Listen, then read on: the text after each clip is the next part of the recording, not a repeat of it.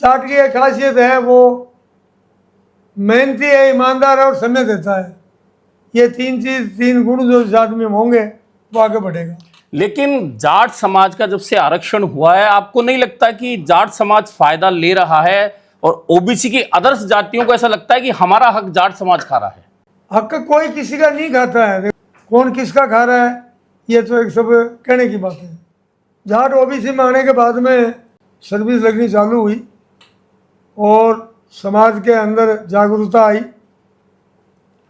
बाड़मेर से लेके भरतपुर और गंगानगर से लेके 12 तक हर जिला हर जगह हमारे समाज के हॉस्टल्स हैं। आज की स्थिति में राजनीतिक रूप से आप संतुष्ट हैं कि जाट समाज को जो मिल रहा है? राजनीतिक में संतुष्ट नहीं हो सकते।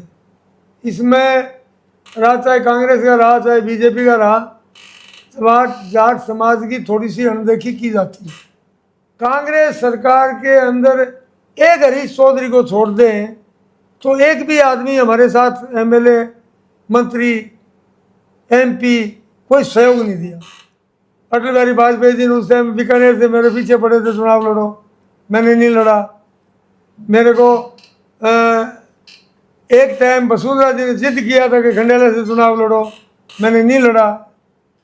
राजाराम मील किसी पहचान के मोहताज नहीं, एक तो जाट समाज का नाम, दूसरा खुद की सक्रियता। राजनीतिक और सामाजिक रूप से समाज को आगे बढ़ाने की एक मुहिम जो शुरू से लेकर चले हैं आज तक जारी है। इस उम्र में भी इनकी सक्रियता देखते बनती है और लगातार समाज के लिए जो कुछ करना होता है, और ना सिर्फ जाट समाज के अध्यक्ष होने के बावजूद अन्य समाजों में जो संपर्क हैं, जो संबंध हैं, उनके साथ में ये जाट समाज को किस तरह से आगे बढ़ा रहे हैं, आज बात करेंगे इन्हीं तमाम मुद्दों पर। तो मैं बात की शुरुआत करता हूं राजाराम जी से कि किस तरह से जाट समाज आज जिस जगह खड़ा है उस मुहिम में आपका बहुत बड़ा योगदान है। आप कहां से देखते हैं कि जिस समय जाट समाज में इतनी जागरूकता नहीं थी, खास तौर पर पढ़ाई लिखाई और शिक्षा को लेकर? जाट समाज 98 में जाकर के ऐसा एक माहौल बना, जिला परिषद और पंचायत समिति और ग्राम पंचायतों के जब चुनाव हुए, जब रिजल्ट आया तो उस टाइम जाट समाज के 2 जिला प्रमुख बने पूरे राजस्थान में, 14 प्रधान बने। तो वहाँ लोगों को थोड़ी बात अखरी और नज़र में आया कि हम तो मर गए बगैर ओबीसी के। तो तब लोगों में थोड़ी सी जागरूकता चालू हुई। हमने इस साइड में 88 से ये जाट समाज को ओबीसी में जोड़ने के लिए हमने जब एक आंदोलन चालू किया, उस आंदोलन में बात आगे चलती गई, बढ़ती गई। 99 के अंदर बहुत बड़ी मीटिंग जयपुर के अंदर हुई, लाखों आदमी आए। उन दिनों हमारे समाज के लोगों के पास पैसे नहीं थे, लेकिन फिर भी लोग अपने साधनों से यहाँ पहुँचे। लाखों लोग आए। उस मीटिंग का जो माहौल बना, और उसमें अटल बिहारी वाजपेयी जी की सरकार थी, उन्होंने शिखर की मीटिंग में वायदा किया और भाई सरकार बनी तो हमें आपको आरक्षण देंगे। उनकी जो कंडीशन थी वो हमने फुलफिल की। उनकी एक कंडीशन तो ये थी कि आज कांग्रेस के एमपी 10 से नीचे आवे, जोधपुर की सीट आ रहे, शिखर की सीट आ रहे, हमारा राज बने तो हम पहली कैबिनेट की मीटिंग में नोटिफिकेशन जारी कर देंगे। बाकी कागजात सब तैयार हुए हुए थे। देवगौड़ा जी की सरकार में शीश राम जी होड़ा, प्रोफेसर झाझड़िया जी, इन्होंने लग करके कागज कंप्लीट किए थे। हम लोगों ने कोशिश करी, सारा काम होया हुआ था। तो वो सारे काम हुए, 10 से नीचे आई कांग्रेस और वो दोनों सीटें हारी, उनका राज बना। उन्होंने पहली मीटिंग के अंदर नोटिफिकेशन जारी किया और जाट समाज को ओबीसी में शामिल किया। वहाँ से जब प्रोग्रेस जाट समाज की चालू हुई, उसके बाद में समाज ने वापस मुड़ के नहीं देखा, चाहे आज वो पॉलिटिकली हो, चाहे आज वो बिजनेस में हो, कोई दूसरी स्टेटों में हो, सर्विस में, नौकरियों में, प्राइवेट नौकरी, सरकारी नौकरी। अब सरकारी सर्विस के अंदर भी राजस्थान के धौलपुर भरतपुर को छोड़ के ऑल इंडिया लेवल में भी ओबीसी आरक्षण में है, तो वहाँ 27% का जो आरक्षण है उसकी वजह से हमारे बच्चे वहाँ खूब जाते हैं, सालों साल से पूरे देश के अंदर सर्विस कर रहे हैं और अच्छी पोजीशन में, अच्छी जगह है। जाट की एक खासियत है, वो मेहनती है, ईमानदार है और समय देता है। ये तीन गुण जो इस आदमी में होंगे वो आगे बढ़ेगा। लेकिन भरतपुर और धौलपुर अलग छूट गया, यह अखरता नहीं है आपको इतने बड़े आंदोलन के बावजूद? ये बहुत अखरता है। मैं बार बार कहता हूँ कि जिस दिन जाट समाज के फेवर की सरकार दिल्ली में होगी और उस सरकार के मन में होगी कि हमें जाटों को ऑल इंडिया लेवल पे आरक्षण देंगे, उस दिन वो सरकार अगर कमीशन बना करके रिपोर्ट लेगी तो रिपोर्ट 100% जाटों के फेवर में आएगी देश की, और उस दिन धौलपुर भरतपुर भी उसमें आएगा, कोई रोक नहीं सकता। धौलपुर भरतपुर का हाई कोर्ट ने काटा था, वसुंधरा जी ने इनकी यहाँ सरकार थी, हाई कोर्ट के अंदर केस आया, इन्होंने कैंसिल किया उनका जो स्टेट का मिला हुआ था, वो सुप्रीम कोर्ट ने सेंटर में दिया, वो कैंसिल किया, कई स्टेटों में और भी दिया था।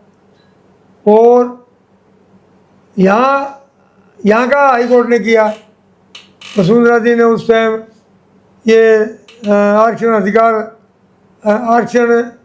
आयोग बनाया और उसकी रिपोर्ट ली।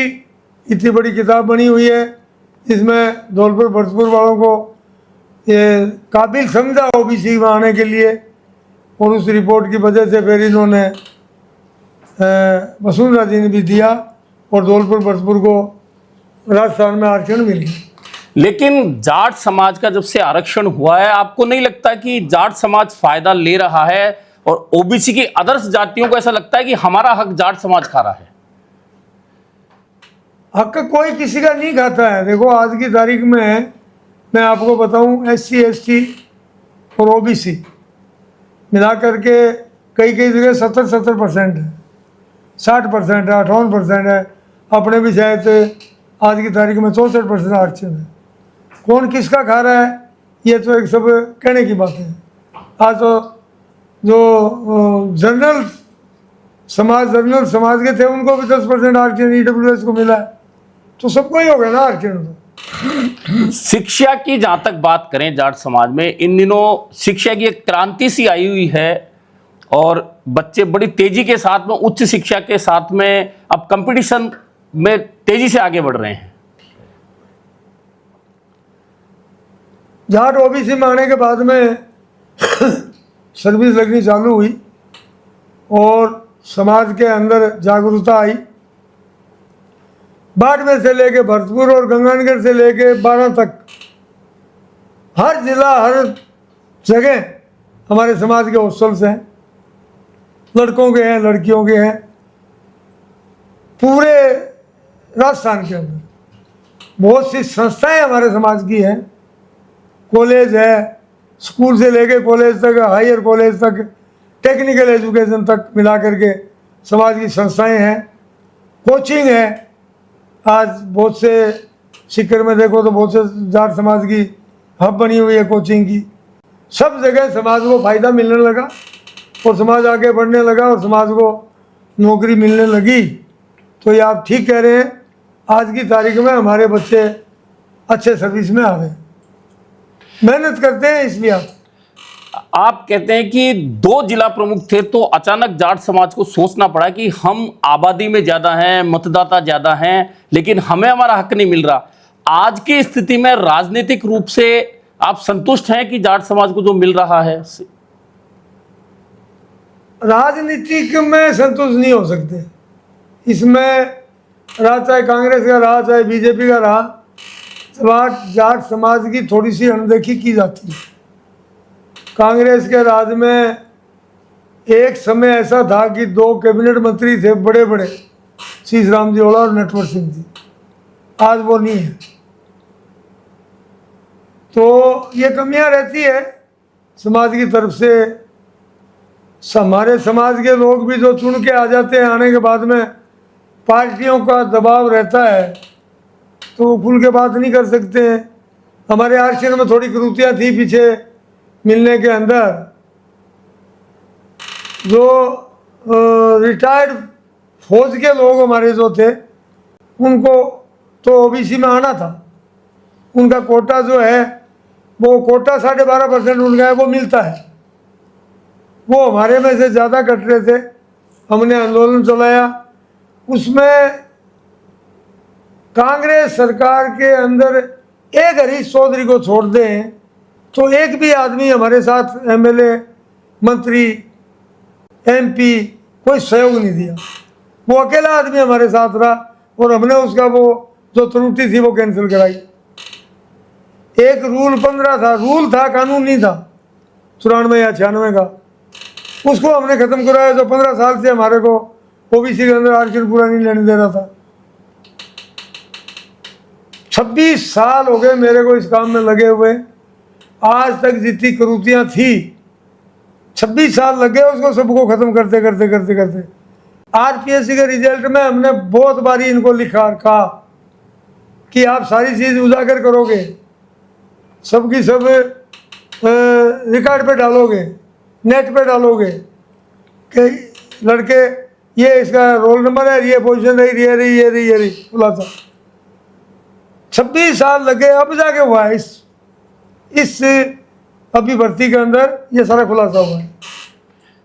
अभी आरपीएससी का रिजल्ट आया है, उसे लेकर आरोप लग रहे हैं कि जो रिजल्ट है उसमें जो लोग बैठे थे इंटरव्यू में, कहीं ना कहीं उनकी जातिगत जो मानसिकता थी उसका प्रभाव है।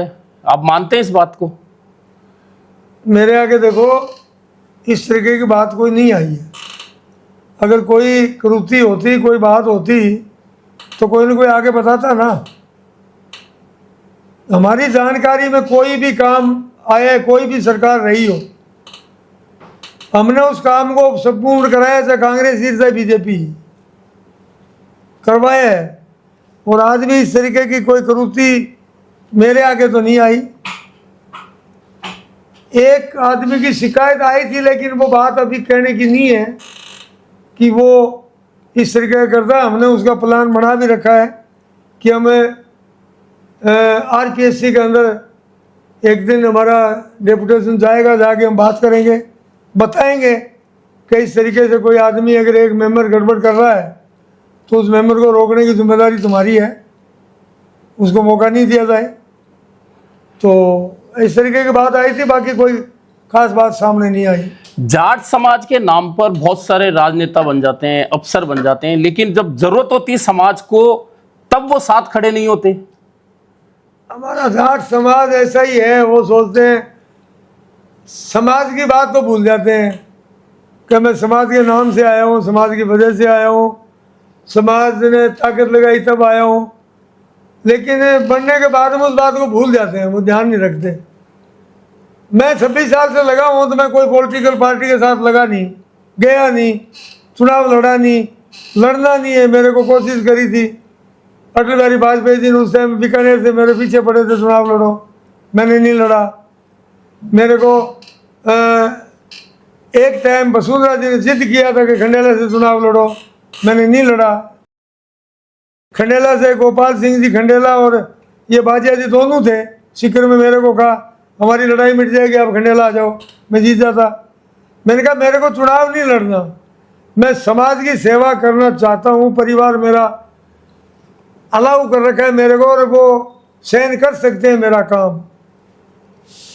तो मैंने चुनाव की साइड में नहीं गया। और SC SC OBC माइनॉरिटी का हमारा संगठन है, 18 साल से तो उसका अध्यक्ष हूँ मैं। भारतीय किसान यूनियन टिकैत जिन्होंने सबसे बड़ा आंदोलन किया था, उसका राजस्थान का मैं अध्यक्ष हूँ पिछले 6 साल से। संगठन चलाता हूँ, मेरा ऑफिस 24 घंटे खुला रहता है। आए गए को चाय पानी का भी यहाँ मिलता है। कोई बीमार शेमार आता है तो एक आदमी की ड्यूटी लगी हुई है, वो दिखाता है। हमारे यहाँ से मरीज जाता है तो डॉक्टर, कोई भी डॉक्टर हो, वो सब खड़े होकर तवज्जो देते हैं और इलाज करते हैं। आपने कोई सपना देखा हो इस जगह पर बैठकर कि मैं समाज का अध्यक्ष हूं, अध्यक्ष के तौर पर आपका एक सपना हो जो अब तक पूरा नहीं हुआ और सोचते हो कि मैं मेरे इस कुर्सी पे रहते उस सपने को पूरा कर जाऊं? ऐसा सपना तो मेरे को ध्यान नहीं आ रहा है कि मैंने मन में सोचा और नहीं हुआ। मैंने तो जब से गांव से चला ना, वहाँ एजुकेशन की ज़्यादा सुविधा नहीं थी, अक्षर ज्ञान कम लिया। वहाँ से चला, उसके बाद में जो मन में आई वो किया और कामयाबी मिलती गई। वहाँ से लेके और यहाँ तक आने तक मैं कहीं बैक नहीं हुआ। और कोई सपना जो भी विचार किया, सपना किया, अच्छाई की साइड में। आप राजनीति में तो नहीं गए, लेकिन राजनीतिक लोगों से कहीं ना कहीं आपको कई बार नुकसान भी उठाना पड़ा।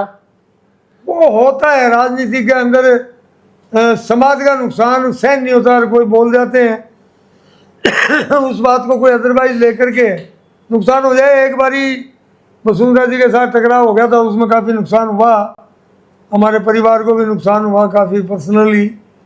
लेकिन फिर भी आखिर कितने दिन चला वो। वसुंधरा जी को भी हमारी बात सही थी तो माननी पड़ी और हम भी उनके साथ रहे और आज हमारे अच्छे ताल्लुकात हैं। कोई बिगाड़ा किसी से नहीं है, हम ना बीजेपी से है ना कांग्रेस से है, कोई किसी अदर पार्टी से भी नहीं है और ना अफसरों से है। किसी भी अफसर को आज तक मैंने कोई बात करी और जायज़ काम के लिए कहते हैं तो कहीं मनाही नहीं है। कहीं भी हमारे आरक्षण जो दूसरी स्टेटों में लागू हुआ, वहाँ कई जगह प्रॉब्लम आती थी, बैंकों मुकों में ओबीसी को नहीं मानते। जहाँ भी जिस जगह भी फ़ोन किया सब मानते हैं। हिंदुस्तान लेवल पे किसी IAS IPS या किसी अफसर को किसी तरीके से, खास करके अगर राजस्थान के हो तो सोने में सुहागा जाए, किसी भी वो काम ये कौम का हो, कोई दिक्कत नहीं है। वर्तमान में जो सरकारें चल रही है, केंद्र में बीजेपी की सरकार है, स्टेट में बीजेपी की है, इस वर्तमान सिनेरियो में आप संतुष्ट हैं सामाजिक रूप से सरकार को लेकर? बीजेपी सरकार के पीछे विपक्ष की बहुत सी पार्टियां लगी हुई है। अगर उन पार्टियों से भी कोई अगर इस राज में कोई होड़ा नहीं लगा सके तो मैं रात भी नहीं लगा सकते। तो संतुष्ट है नहीं है तो क्या करेंगे। सही काम हो वो तो हम कहते हैं, बोलते हैं, लिखते हैं। जायज़ काम है, हम लिखते हैं, हमें कोई डर नहीं है, कोई खतरा नहीं है, हमारे काम भी होते हैं। तो सरकार से कोई तू तड़ाका करना या कोई अड़ी लगाने से तो कुछ हासिल नहीं होगा। हमें जो जायज़ काम है, हासिल होना चाहिए, वो हम हासिल करते हैं, कर लेते हैं। सबको मानना पड़ता है। तो मैं सोचता हूँ कि कोई क्रिटिसाइज किसी का वैसे भी करने, वो पॉलिटिकल पार्टियों का काम है। वो जब झूठ बोले तो, सच बोले तो, कुछ भी करते रहो, अपने उन बातों से कोई असर नहीं पड़ता। हमारा काम जो है, हम संतुष्ट है, काम हो रहा है। आप बहुत सारी एजुकेशन संस्थाएं भी चलाते हैं, खास तौर पर ग्रामीण बच्चों को उसका फायदा हो रहा है, चाहे वो जयपुर हो, जोधपुर हो, बड़े शहरों में आना जिनका सपना था, कहीं ना कहीं वो सपना आपकी संस्था के जरिए उनका पूरा हो रहा है। हाँ, ये बात आप ठीक याद कराई, हो रहा है। हमारा परिवार, मेरे रिश्तेदार थे रतन जी गोटरा, तो अब गुजर गए, उनका बेटा मेरा जवाई था, इनकम टैक्स में आए थे वो। तो उन्होंने एक हमारे गांव निर्बाणा के अंदर खेत में एक संस्था चालू करवा दी, आज से 32-33 साल पहले। उस संस्था की देन है, आज वो 100 बीघा के अंदर है, 2000 का कैंपस है, स्कूल है, कॉलेज है, PG कॉलेज है, BEd है, BSTC है, ITI वगैरह है और कोर्सेज है। हमें 32 साल के अंदर एक पैसा उस संस्था से हमारे समाज घर ने, परिवार ने नहीं लिया। हर साल पैसे लगते हैं उसमें। उसी की देन है कि आज SKIT टेक्निकल कॉलेज जो हमारा जयपुर में है, 140 कॉलेज से लेके और आज की तारीख में 70 कॉलेज है। पिछले 8 साल से राजस्थान के अंदर नंबर 1 कॉलेज है। और कई बार कई जगह फ़ोन करते हैं तो बहुत सी जगह बच्चे मिलते हैं, वो कहे मैं तो आपके निर्वाणा स्कूल से पढ़ा हुआ हूँ, वो कहे मैं आपके SKIT से हूँ। IAS और IPS मिलते हैं कि आपके SKIT से आया मैं तो ये सपना पूरा हुआ। मेरा सपना ये था, जिस दिन गांव में स्कूल खोली थी उस दिन मेरे मन में ये थी कि काश 10 साल बाद में इस खेत के अंदर जो स्कूल है इसमें कोई बच्चे इंग्लिश बोलते हुए अगर मिलेंगे तो हमारा सिसोरा होगा। वो सपना मेरा 100% पूरा हुआ। प्योरली इंग्लिश में मीडियम ही ये जो टेक्निकल कॉलेज SKIT चल रहा है और बच्चे पूरे देश के अंदर फैले हुए हैं, तो ये सपना पूरा हुआ। और बहुत सी संस्थाएं हमारे समाज की बहुत सी संस्थाएं, बड़ी बड़ी संस्थाएं, सीकर में बहुत बड़ी है, झुंझुनू में है, तारानगर में है, हनुमानगढ़ है, कोटा है, बाड़मेर है, जोधपुर है। कोई जगह नहीं बची हुई जहाँ संस्था नहीं हो, और कोई ऐसी जगह शायद नहीं होगी जिसमें हमारे परिवार का सहयोग नहीं हो। मैंने यहाँ बहुत से बच्चों को ये स्कॉलरशिप भी दे करके और आगे पढ़ाया, जो आज की तारीख में इंजीनियर भी बन के आए 2, 4, 5 बच्चे। तो सहयोग किया है, करते रहे, अभी भी कर रहे हैं। तो एजुकेशन के अंदर बड़ी खुशी होती है कि खास करके कोई भी संस्थाओं में जाता हूँ तो मेरे को बड़ा आनंद आता है वहाँ बोलने का, भाषण देने का। ऐसा लगता है कि वो बच्चे जो हैं हमारे परिवार के ही हैं, कोई भी संस्था हो। आज आप युवा पीढ़ी को समाज के अध्यक्ष के तौर पर क्या संदेश देना चाहेंगे? मैं युवा पीढ़ी को एक ही संदेश देना चाहता हूँ कि वो माँ बाप बहन भाई जो मेहनत की कमाई करके उनको पढ़ाने के लिए आगे भेजते हैं, वो इनको याद रखें। वो यहाँ एजुकेशन ले रहे हैं कि लंदन में ले रहे हैं कि अमेरिका में ले रहे हैं, कहीं भी ले, वो इस परिवार को याद रख के चलें, उनकी इज्जत मान को याद रखें और सही कैरेक्टर के साथ आगे बढ़ें और अच्छा काम करें। एल बेल गलत काम किसी किस्म का नहीं करेगा, वो परिवार, वो बच्चा आगे निकलेगा और पूरे परिवार को लेके जाएगा, इसमें कोई करतू परतू नहीं। मैं यही संदेश देना चाहता हूँ, गलत काम से दूर रहें, गलत संगत से दूर रहें। मैं एक बारी ऑस्ट्रेलिया से